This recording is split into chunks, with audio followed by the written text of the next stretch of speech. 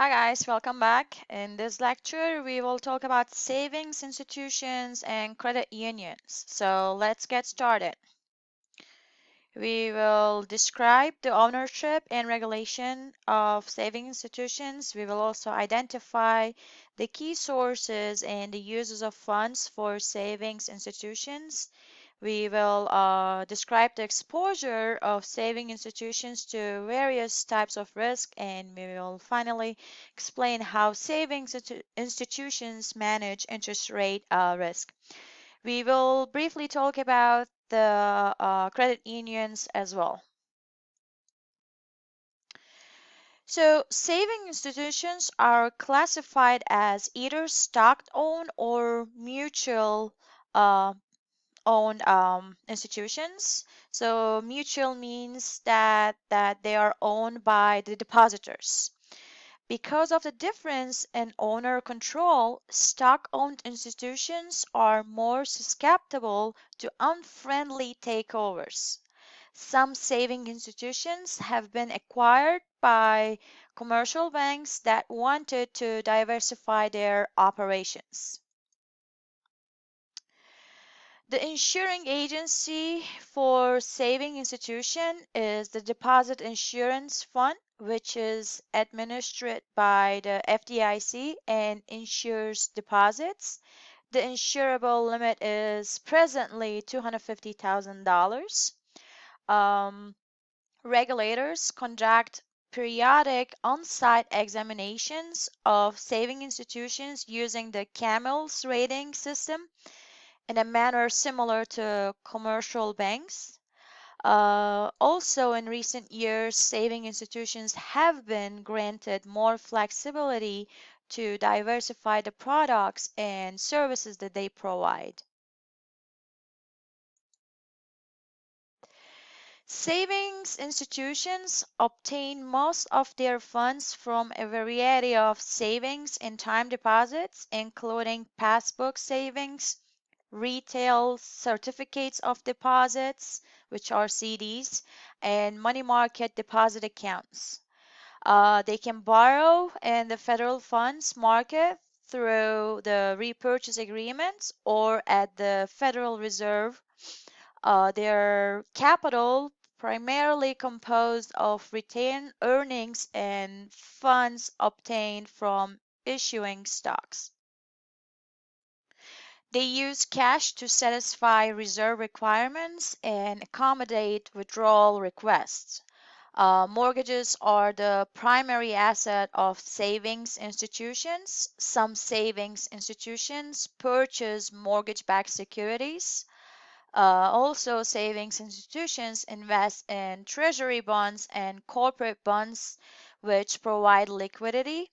They can reduce their heavy exposure to mortgage loans by writing consumer and commercial loans. Savings institutions can provide temporary financing to other institutions through the use of repurchase agreements. They can lend funds on a short-term basis through the federal funds market. Uh, Actually, both methods allow them to efficiently use funds that they will have available for only a short period of time. Economic growth can enhance and savings institutions' cash flows by increasing household demand for consumer loans or mortgage loans and reducing loan defaults. Also, keep in mind that demand for other financial services, such as real estate and insurance services, tends to be higher during periods of strong economic growth. Saving institutions' cash flows may be inversely related to interest rate movements.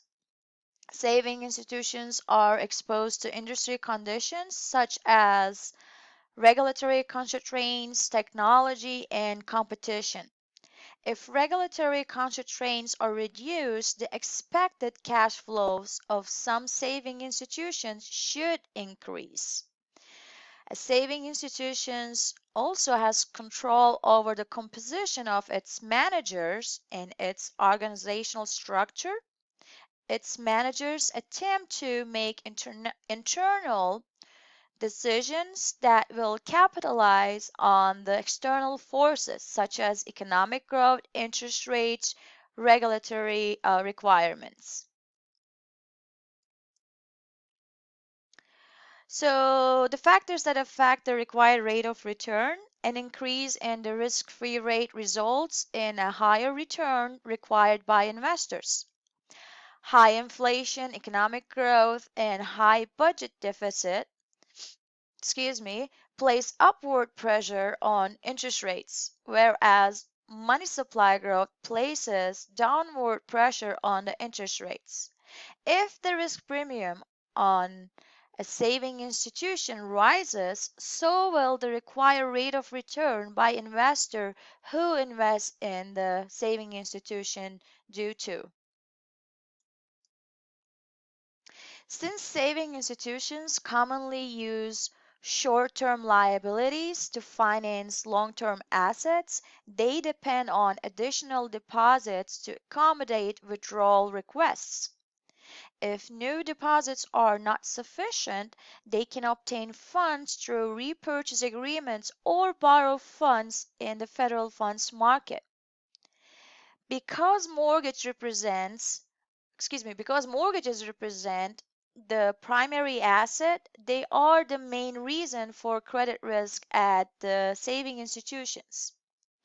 Some saving institutions rely on short-term deposits as sources of funds and use most of their funds to provide fixed-rate mortgages.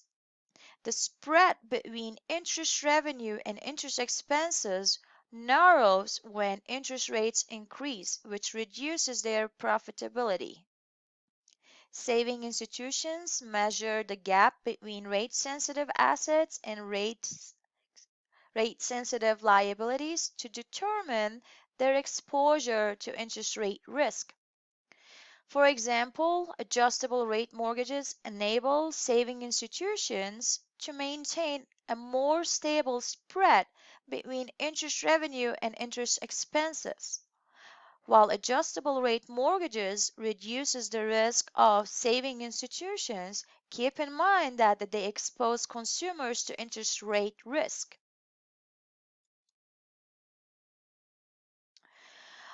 Credit unions are nonprofit organizations composed of members with a common bond, such as an affiliation with a particular labor union, church, university, or even residential area. There are some advantages that the credit unions have. The main advantages that they have, they are not taxed and non-interest expenses are relatively low because their office and furniture are often donated or provided at a very low cost through the affiliation of their members.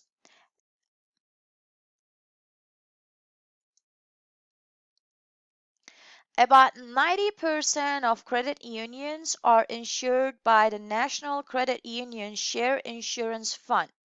Credit unions typically pay an annual insurance premium of about 1/10 of 1% of share deposits.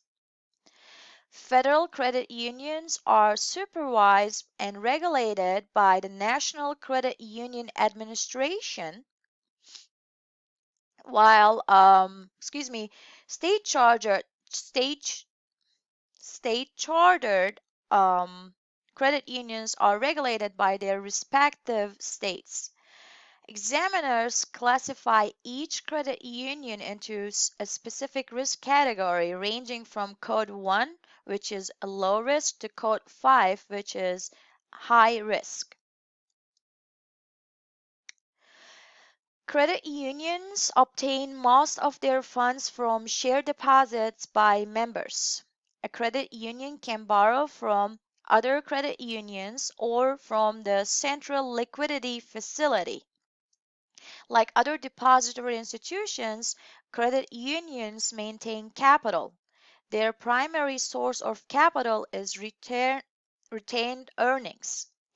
They use the majority of their funds for loans to members. They purchase government and agency securities to maintain adequate liquidity. If a credit union experiences an unanticipated wave of withdrawals without an offsetting amount of new deposits, it could become illiquid. Because credit unions concentrate on personal loans to their members, their exposure to credit, the default risk, is primarily derived from those loans. Loans have short or intermediate maturities, so their asset portfolios are rate sensitive. In summary, saving institutions are regulated by the Controller of the Currency and the Federal Reserve. Their deposits are insured by the Deposit Insurance Fund, which is administered by the Federal Deposit Insurance Corporation. The main uses of funds for saving institutions are mortgages, mortgage-backed securities, and other securities. The expected cash flows are influenced by economic growth, interest rate movements, regulatory constant rates, and the abilities of the institution's managers. The required rate of return is influenced by the prevailing risk-free rate and the risk premium. The risk premium is lower when economic conditions are strong. Saving institutions attempt to diversify their investments to reduce credit risk. Saving institutions are highly susceptible to interest rate risk because their asset portfolios are typically less rate sensitive than their liability portfolios to interest rate movements.